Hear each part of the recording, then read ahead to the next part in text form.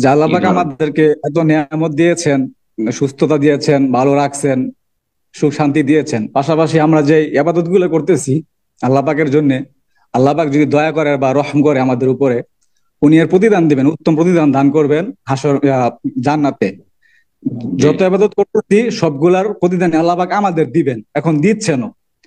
এর বিনিময়ে আমি আল্লাহ পাককে কি দিতে পারতাছি, মানে এই চিন্তা আসে যে আমার কি ভালো ধারণা নাকি খারাপ ধারণা, আমি কি আল্লাহ পাককে কিছু দিতে চাচ্ছি, কি দিতে পারি।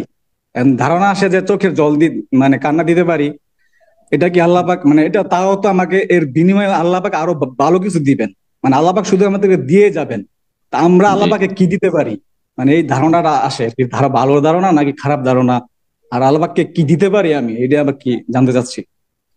আল্লাহকে যেটা দেবেন বা আমরা দেব, হ্যাঁ বান্দা, সেটা হচ্ছে এবাদত। আমা খালাকুল জিন্না ওয়াল ইনসা ইল্লা লিয়াবুদুন।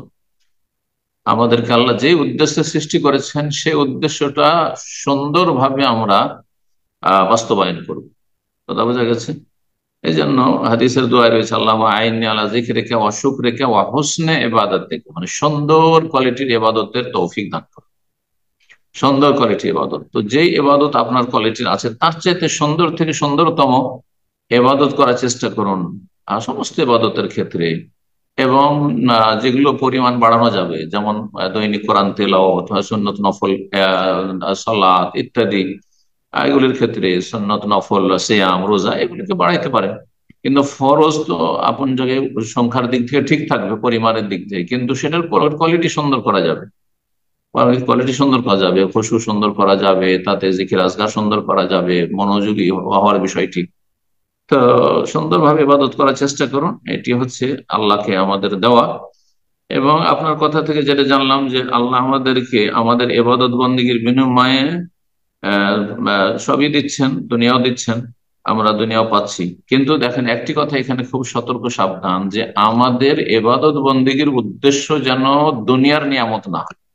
যে আল্লাহ তো আমার ইবাদতবন্দি করেছি, 5 ওয়াক্ত সালাত পড়ছি, আমার রুজিটা কম করিও না, রুজি বড় ভালো না, এবং আমাকে কোনো বিপদ আপদের সম্মুখীন করিও না, আমাকে আমার অসুস্থ করিও না, বা আমার পরিবারকে অসুস্থ করিও না। না না, এই দুনিয়ার গরজগুলো যেন না থাকে। এগুলো আল্লাহ এমনি দিয়ে দিবেন, এগুলো এমনি বোনাস হিসেবে দিয়ে দিবেন। কিন্তু যখনই আমরা এবাদতের মুখ্য উদ্দেশ্য হচ্ছে আল্লাহর সন্তুষ্টি, রেজা, সন্তুষ্টির মাধ্যমে জান্নাত, আর জান্নাত হচ্ছে আল্লাহ সবচেয়ে বড় প্রতিদান, সেটা আমাদের মূল টার্গেট হবে। জাহান্নাম থেকে রক্ষা, আমার জোহজিহানিন নার উদখিলা জান্নাত, যে জাহান্নাম থেকে রক্ষা পেল এবং জান্নাতে তাকে দাখিল করা হবে, এটা আমাদের মুখ্য উদ্দেশ্য হবে, আল্লাহ সন্তুষ্টির মাধ্যমে, আল্লাহ রহমতের মাধ্যমে।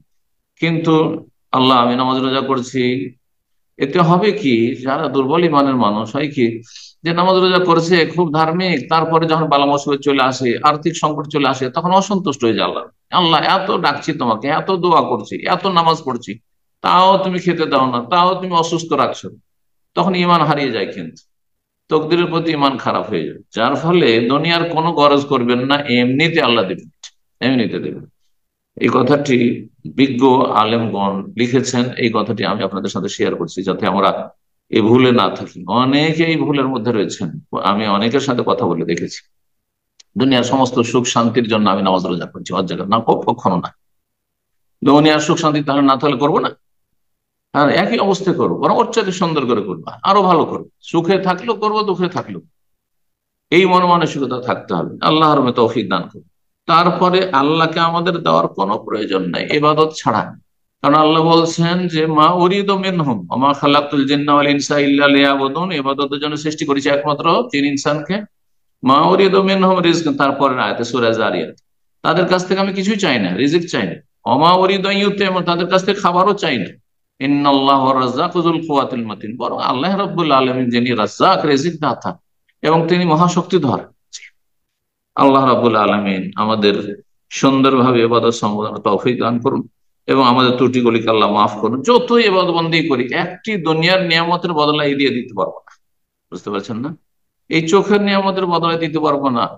সারা জীবন সেজদা পড়ে থেকে, সারা জীবন কোরআন তেলাওয়াত, সারা জীবন দিনের কাজ করে, দাওয়াতি কাজ করে। সুতরাং যেন আমরা কখনো এই ধারণায় না থাকি যে আমি অনেক কিছু করছি। না, আল্লাহ তোমার যেমন শুকরিয়া আদায় করা উচিত সেভাবে শুকরিয়া আদায় করতে পারছি না। লা নুহসি সানাআন আলাইক, লা নুহসি সানাআন আলাইক আনতা কামা আসনাইতা আলা নাফসিক। তুমি যেইভাবে আল্লাহ তোমার গুণগান বর্ণনা করেছো, আমি পারছি না আল্লাহ রাব্বুল আলামিন, আমার ত্রুটিগুলো মাফ করে দাও।